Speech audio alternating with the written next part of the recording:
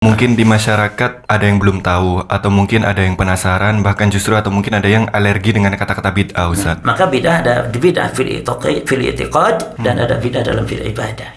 Bid'ah dalam keyakinan dan bid'ah dalam ibadah. Bid'ah yang paling berbahaya bid'ah dalam keyakinan. Karena bisa berkonsekuensi kufur, keluar dari Islam. Syarat-syarat diterimanya amal kira-kira apa sih? Siapa di antara kita yang beribadah tidak mengharapkan diterimanya amal? Ibadah tidak diterima oleh Allah sehingga terpenuhi dua syarat. Syarat yang pertama adalah al-ikhlas, yang kedua al-mutaba'ah. Man amila amalan laisa alaihi amruna fahuwa raddun. Siapa yang berbuat suatu amalan yang tidak ada contoh dari kami, maka amalan tersebut tertolak.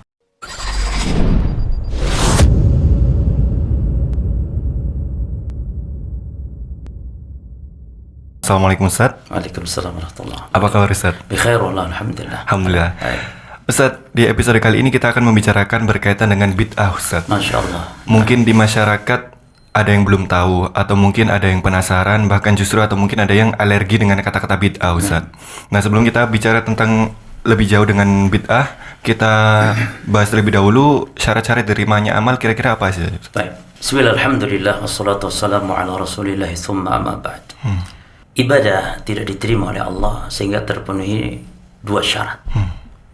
Syarat yang pertama adalah al-ikhlas, yakni beribadah dilakukan harus mengharap wajah Allah Subhanahu wa taala, ikhlas mengharap semata-mata pahala dari Allah Subhanahu wa taala.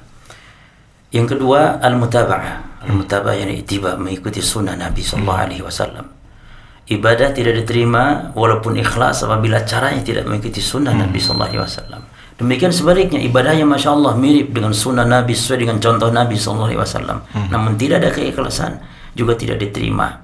Oleh karena itu ibadah tidak diterima sehingga terpenuhi dua syarat tersebut. Dan ini Allah sebutkan dalam banyak ayat dalam Al-Quran, demikian pula dalam sunnah Nabi SAW.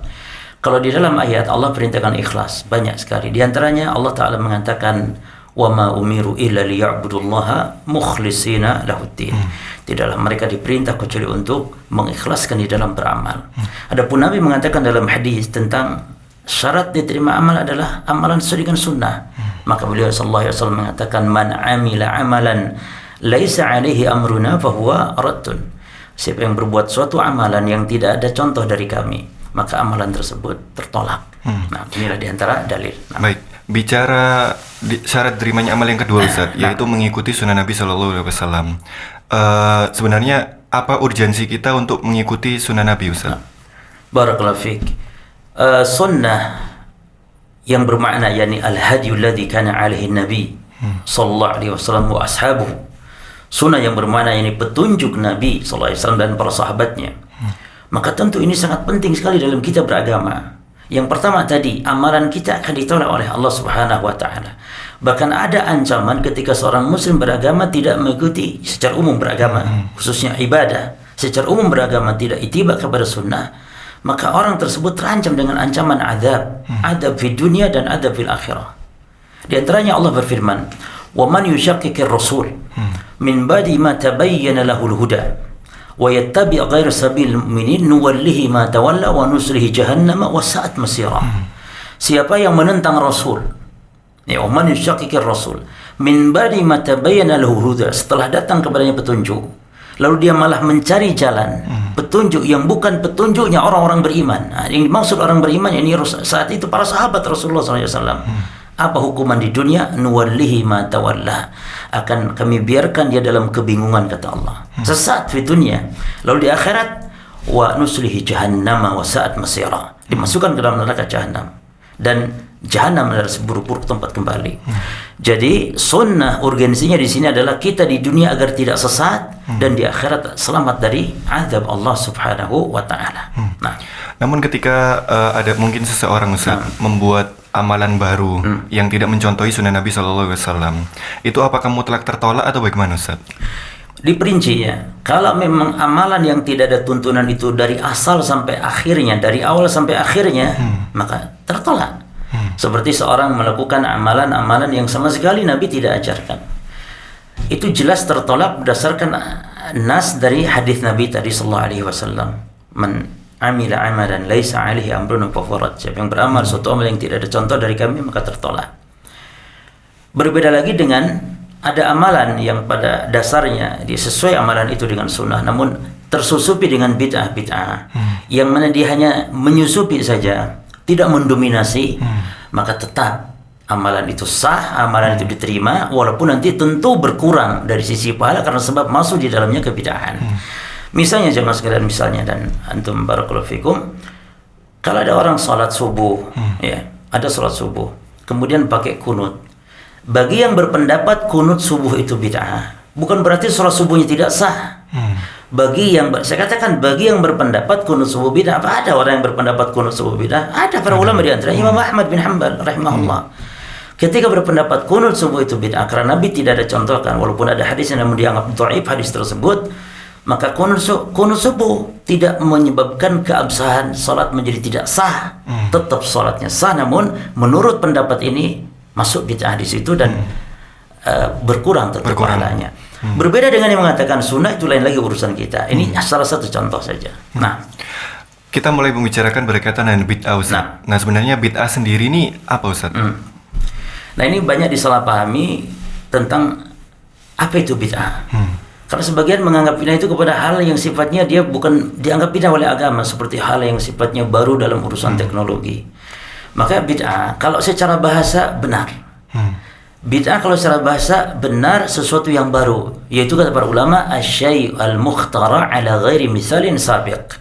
Bid'ah secara bahasa artinya sesuatu yang baru yang tidak ada contoh sebelumnya. Secara bahasa demikian. Seperti kalau secara bahasa, ya benar, mikrofon bid'ah.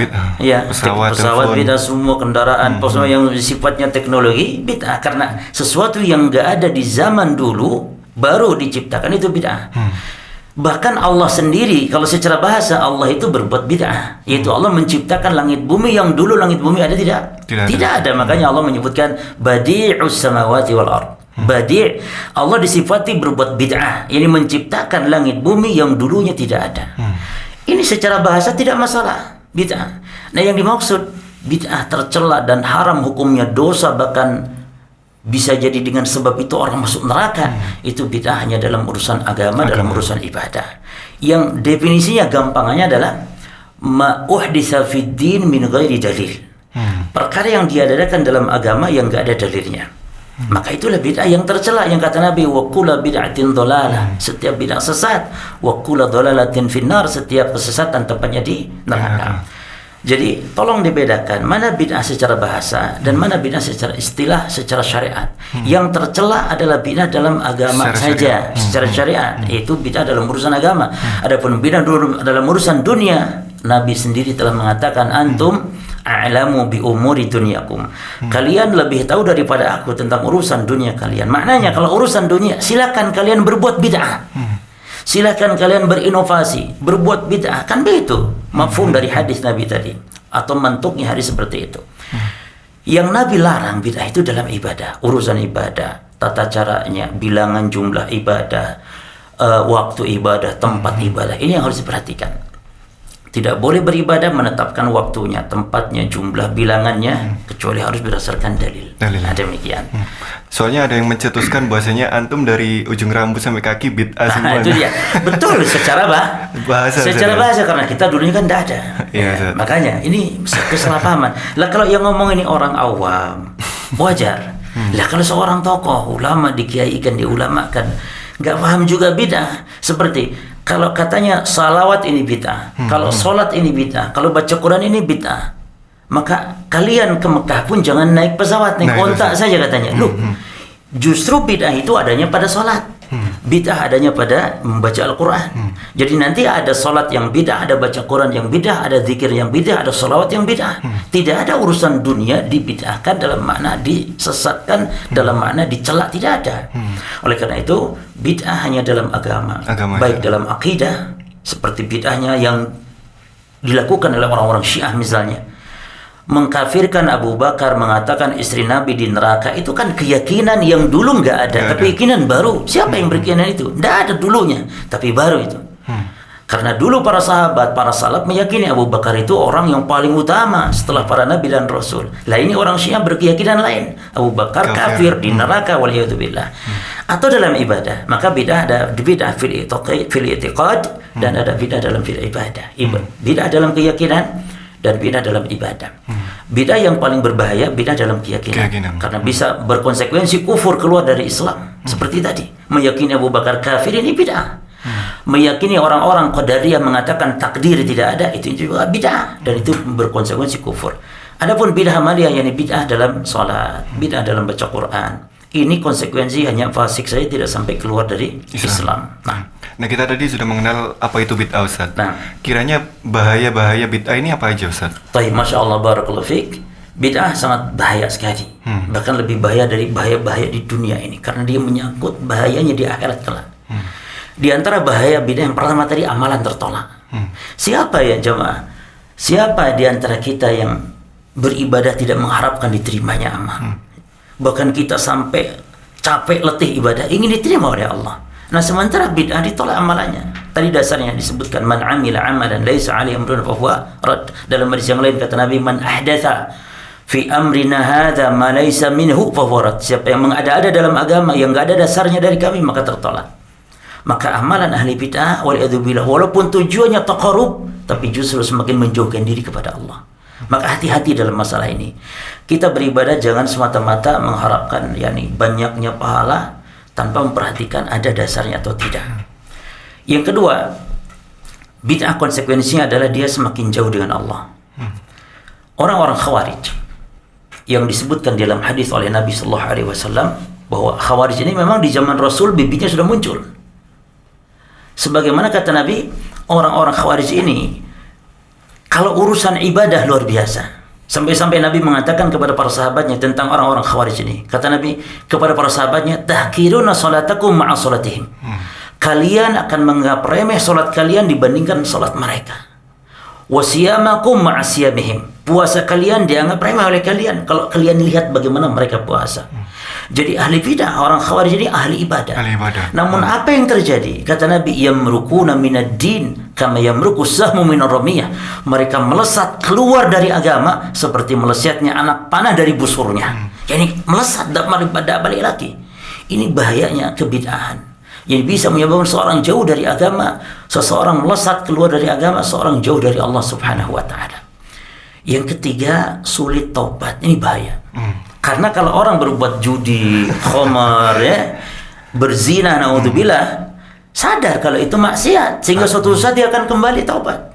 Dan inilah makna yang dikatakan oleh Imam Sufyan Ats-Tsauri rahimahullah taala bahwa al-bid'ah habbu ila iblis min al-ma'siyah, li'anna al-ma'siyah yutabu minha wal bid'atu la yutabu minha.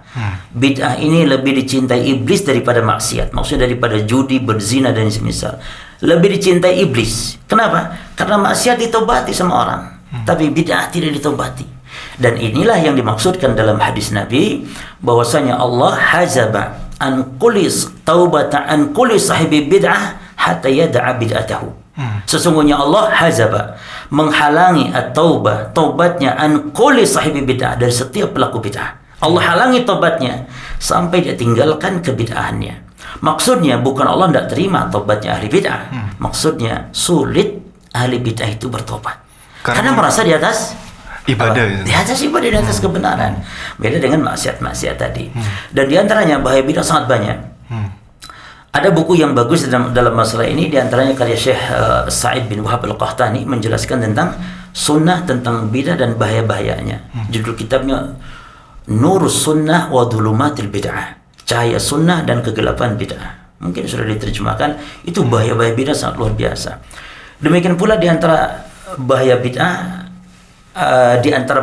adalah bahwa pelaku bid'ah itu akan akan sulit dia untuk mendapatkan petunjuk. Karena apa? Karena orang yang berbuat bid'ah, terbiasa dengan berbuat bid'ah, dia akan bebas membuat tata cara dalam beragama, sehingga sulit mendapatkan hidayah. Di antara penghalang hidayah adalah orang ketika berbuat kebid'ahan. Nah, tadi disebutkan bahwasanya bid'ah yang tercela adalah yang kedua, Ustaz, yang dalam agama, Ustaz. Nah, kiranya apa aja kriteria-kriteria sampai sebuah amalan atau sebuah perilaku itu disebut bid'ah yang tercela ini, Ustaz? Baik, barakallahu fiik. Kriteria sesuatu disebut bid'ah tentu ketika kita mengenal sunnah. Sebagaimana tadi mengetahui bahwa ibadah harus berdasarkan petunjuk Nabi. Bahwa dalam kaidah disebutkan al-ibadah tauqifiyah. Ibadah itu tawakuf, yakni berhenti hatta ja'a minan nusus, sampai datang dari dalil. Nah, kalau sudah tahu begini berarti setiap amalan-amalan ibadah yang tidak ada contohnya dari Nabi SAW, maka ibadah tersebut bid'ah. Dan tolong diperhatikan, barakallahu fikum, sesuatu dalam kita beritibar kepada Nabi yang kalau tidak berkonsekuensi bid'ah itu dalam 6 hal dalam beribadah. Pertama, dalam penentuan sebabnya. Karena banyak orang beribadah dengan dalil asal ibadah itu betul. Tapi penetapan sebab ini yang butuh lagi dalil. Yang kedua, ukuran ibadah. Seseorang mungkin sholat, betul, ada dalilnya sholat, tapi ukuran sholat itu sendiri, berapa rakaat, berapa banyak zikir dibaca, berapa banyak ukuran ini perlu kepada dalil. Demikian pula nanti waktunya, tempatnya, tata caranya. Dan ini semua banyak seorang terjerumus kepada bid'ah dengan sebab cukup berdalil dengan asalnya. Seperti misalnya Imam Nawawi mengatakan tentang solat raghaib atau solat nisfu Sya'ban, disebut dengan solat alfiyah. Jadi solat alfiyah itu adalah solat di malam nisfu Sya'ban 100 rakaat. Di setiap rakaat baca surat Qulhu, yakni surat Al-Ikhlas 10 kali. Jadi berapa kali 10 kali berapa? Kali 100 rakaat, berapa semuanya? 1000. Maka disebut solat alfiyah. Lalu solat raghaib. Solat raghaib itu solat di malam Jumat pertama di bulan Rajab, 12 rakaat antara maghrib dengan isya. Ini solat bukan? Solat. Disebut solat, nggak disebut joget. Solat itu. Tapi kata Imam Nawawi, solat ini disebutnya bid'ah. Kata beliau, wahatani solatani bid'atani munkarani qabihatani. Dua solat ini, itu solat alfiyah dan solat raghaib, adalah dua solat yang bid'ah, dua solat yang munkar, dua solat yang jelek. Artinya haram seorang muslim melakukan solat itu. Padahal solat, iya, karena solatnya didasari bukan di atas dalil yang sahih. Ada dalilnya namun palsu. Sehingga kata Imam Nawawi, fala taqdar bi dzikrihi ma fi kitab Qutul Qulub wa Ihya Ulumuddin. Jangan tertipu disebutkannya dua solat tersebut dalam kitab Qutul Qulub dan kitab Ihya Ulumuddin. Wala bil hadisil madhkur, jangan pula tertipu ada hadisnya. Ada hadisnya. Fa inna kulla dzalika batilun, karena hadis-hadisnya batil. Nah, berarti kriteria suatu bid'ah bukan dilihat dari ibadahnya saja, lihat dasarnya tadi. Nah, dan menyelisihi 6 aspek tadi, Ustaz ya. 6 aspek ya, apa tadi sebabnya, waktunya, tempatnya, tata caranya, jumlahnya. Satu lagi apa? Sebabnya, waktunya, tempatnya, kaifiatnya, jumlahnya, jenisnya. Ukuran, jenis. Jenis. Seperti zakat fitri dengan apa? Jenisnya menurut syariat. Nabi selalu makanan diganti dengan uang, berarti menyelisihi. Kurban bahimatul an'am, yaitu unta, sapi, kambing diganti dengan ayam. Berarti ini bid'ah. Jadi orang berkurban dengan ayam jatuh kepada bid'ah. Ibadah karena berkurban ibadah, tapi dengan jenis yang tidak ditetapkan syariat jatuh kepada bid'ah. Nah, ketika kita menasihatkan kepada masyarakat, Ustaz, bahwasanya sebuah amalan itu bid'ah atau tidak ada tuntunannya, mereka berdalih bahwasanya amalan ini sudah dilakukan turun-temurun atau asalnya dari pokoknya dari dulu kayak gini. Ini apakah bisa dijadikan dalil, Ustaz, amalan yang sudah turun-temurun ini? Ada dua hal yang perlu saya sampaikan dalam kaidah bahwa al-'adah muhakkamah. Adat itu bisa menjadi hukum. Nah, ini maksudnya kalau agama menetapkan suatu syariat lalu batasannya tidak ditetapkan, tata caranya tidak ditetapkan, maka dikembalikan kepada adat. Misalnya, berbakti kepada orang tua, agama tidak menyebutkan batasannya seperti apa, tapi dikembalikan kepada adat. Nah, adat ini jadi hukum. Makanya ketika di sebuah adat, kalau cium tangan orang tua ini bentuk bakti, berbuat baik, maka agama pun menyatakan itu bentuk bakti. Adapun kalau penetapan syariat sendiri tidak bisa dijadikan adat sebagai penetapan syariat. Apalagi kebanyakan orang turun-temurun sudah melakukan, dan itu adalah kebiasaan orang jahiliyah. Ini berdalih dengan apa? Dengan kebiasaan. Justru Allah melarang itu. Allah dalam Al-Quran menyebutkan tentang kebanyakan orang kalau diikuti justru akan menyesatkan. Allah Ta'ala mengatakan, wa in tuti' aktsara man fil ardi yudilluka an sabilillah. Kalau kalian ikuti banyaknya orang atau jumlah mayoritas, maka kalian akan tersesat dari jalan Allah. Jadi banyaknya orang yang melakukan bukan tolak ukur kebenaran. Kebenaran bukan dengan banyak yang melakukan. Demikian pula kita. Maka cara menjelaskan kepada masyarakat bahwa ini adalah bid'ah walaupun banyak orang yang melakukan, caranya mungkin kalau mereka alergi dengan ucapan-ucapan langsung bid'ah, tapi tetap harus bertahap, maka boleh kita katakan ini tidak dituntunkan oleh Rasulullah SAW dan oleh para sahabat misalnya. Nah, perkara ini disebut, kalau perkara ibadah tidak ada tuntunannya, ini yang disebut dengan bid'ah. Dan bid'ah ini bahasa Rasulullah. Bukan bahasa kita, bukan bahasa Arab, tapi langsung bahasa Rasul, langsung bahasa hadis. Ya kan? Jadi bukan bahasa Arab pula, bahasa hadis langsung. Artinya bukan sekedar itu istilah orang Arab, tapi itu langsung diungkapkan oleh mulut Nabi, yaitu bid'ah. Kata Nabi SAW, wa kullu bid'atin dhalalah, setiap bid'ah adalah sesat. Berarti kita harus paham apa maksud bid'ah ini. Nah, ternyata setiap perkara yang diadakan dalam urusan agama, ya ibadah, bukan dalam urusan dunia. Nah, jadi kebanyakan orang juga nggak bisa dijadikan sebuah dalil, Ustaz. Kadang-kadang kita menasihatkan, oh ini sudah dilakukan banyak orang, kok antum nyalain dan bid'ahin juga nggak bisa dibuat dalil, Ustaz ya. Sahih. Jadi sebagaimana tadi Allah berfirman bahwa tolak ukur kebenaran bukan dengan banyaknya pengikut. Bahkan banyak ayat-ayat justru sebaliknya yang menunjukkan sedikitnya orang yang berada di atas kebenaran. Wa qalilum min ibadiyas syakur. Sedikit orang yang bersyukur. Walakin aktsaran nasi la ya'lamun. Kebanyakan manusia tidak tahu, berarti yang tahu sedikit. Jadi justru banyak kaum itu sedikit di atas kebenaran daripada kaum yang mayoritas. Oleh karena itu, kebenaran bukan dijadikan barometer dengan banyaknya orang. Tapi jadikan barometer kebenaran adalah berpedomannya dengan Al-Quran, dengan sunnah, dengan dalil. Walaupun mungkin sedikit yang melakukan. Nah, tadi kita sudah mengetahui tentang definisi bid'ah, Ustaz, bahaya dan kriteria. Nah, terakhir ini, Ustaz, mungkin sedikit nasihat untuk saudara-saudara kita yang masih saja melakukan bid'ah. Ini nasihatnya bagaimana, Ustaz? Baik, barakallahu fikum. Yang pertama, wajib kita untuk menuntut ilmu syar'i. Nasihatkan kepada setiap muslim. Terlebih-lebih yang suka berbuat bid'ah itu, ya, kita nasihatkan mereka untuk banyak-banyak menuntut ilmu. Karena banyak kebid'ahan yang mereka lakukan dari saudara-saudara kita.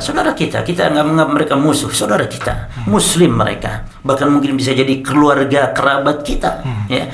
Maka sarankan mereka untuk banyak menuntut ilmu, karena dengan banyak menuntut ilmu, sehingga menjadi paham syariat, akan paham mana yang sunnah, mana yang bid'ah.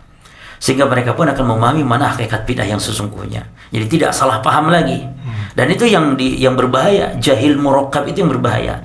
Yani dia tidak tahu kalau dirinya bodoh, sehingga memahami sesuatu yang bukan hakikatnya. Jadi yang sunnah dianggap bid'ah, yang bid'ah dianggap sunnah. Ini bahaya sekali. Coba antum bayangkan kalau orang memahami madu itu racun, racun itu madu. Ada racun malah dia pakai untuk dicampur dengan es degan. Ya kan? Disangkanya madu. Bahaya itu. Maka kalau maupun bodoh, ya bodoh basit namanya. Bodoh, tapi ya jangan bodoh. Tapi kalaupun mau bodoh, misalnya jangan bodoh yang al-kuadrat tadi, bodoh kuadrat, bodoh murakkab. Itu tadi, dengan cara menuntut ilmu. Kemudian yang kedua, nasihatkan kepada mereka, berprinsiplah dalam beribadah itu bukan yang penting banyak, tapi yang penting benar. Dan ini nasihat Nabi SAW. Apa kata Nabi SAW? Sadidu wa qaribu. Sadidu, berlaku luruslah, benar, ya. Yang penting benar, wa qaribu, dan sedang-sedang saja dalam beribadah. Ini tidak perlu banyak ibadah itu, tapi benar. Ya tentu nanti kalau sudah benar, perbanyak ibadah. Tapi sekarang fokuskan dalam beribadah kita, perbaiki ibadah. Maka Allah pun mengatakan tentang ujian kita di dunia bukan untuk banyak-banyakan, tapi baik-baikan ibadah. Liyabluwakum ayyukum ahsanu amala, bukan aktsaru amala, tapi ahsanu amala. Ujian hidup ini, Allah alladzi khalaqal mauta wal hayata, Allah yang telah menciptakan kematian, kehidupan. Untuk apa? Liyabluwakum, untuk menguji kalian. Siapa di antara kalian ayyukum ahsanu amala, yang paling baik, bukan paling banyak, paling baik. Maka perbaiki amalan, ini yang penting walaupun sedikit. Makanya Ibnu Mas'ud mengatakan al-ijtihad al-iqtisadu fi sunnah khairun min al-ijtihadi fil bid'ah. Hemat sedikit, ngirit tapi sunnah lebih baik dari semangat banyak tapi bid'ah. Nah, ini yang perlu diperhatikan kepada saudara-saudara kita yang masih berkeliman dengan bid'ah. Kemudian hindarkan taklid buta kepada guru, karena biasanya di antara sebab-sebab kebid'ahan adalah ikut pendapat orang tanpa melihat dalil. Pokoknya ini guru saya, ustaz saya, harus diikuti sampai mati. Kadang sampai begitu. Nah, ini di antara sebab-sebab terjerumus kepada kebid'ahan. Nah, mungkin di antara nasihat-nasihat yang lain, misalnya ya paling inti, yang paling penting adalah harus memahami agama dengan benar sesuai dengan pemahaman para as-salaf. Artinya ibadah kita dianggap benar oleh Allah dan Rasul ketika kita sesuai dengan Nabi dan para sahabat. Karena Nabi telah wasiatkan, fa'alaikum bisunnati wa sunnatil khulafar rasyidin. Kalau seorang muslim berpedoman ini saja, insya Allah selamat dari bid'ah. Buktinya misalnya, kenapa kita tidak merayakan Maulid Nabi? Karena Abu Bakar, Umar, Utsman nggak merayakan. Tidak merayakan. Bahkan kalau kita mau jujur, Imam Syafi'i tidak merayakan. Ya, kenapa kita merayakan? Karena tadi dalam prinsip beragama tidak berpedoman kepada pemahaman para as-salaf tadi, sehingga masih terpengaruh dengan pemahaman-pemahaman dari manapun datangnya tanpa dia untuk bisa memilih hanya dari para as-salaf. Di situ keselamatan dalam beragama. Nah, baik, demikian Ustadz bincang kita berkaitan dengan bid'ah. Mungkin cukup sekian, jazakallahu khairan Ustadz. Para pendengar sekalian, semoga bermanfaat. Kita bertemu lagi di episode selanjutnya insyaallah. Kita tutup podcast ini dengan doa kafaratul majelis. Subhanakallahumma wa bihamdika asyhadu an la ilaha illa anta astaghfiruka wa atubu ilaik. Wassalamualaikum warahmatullahi wabarakatuh.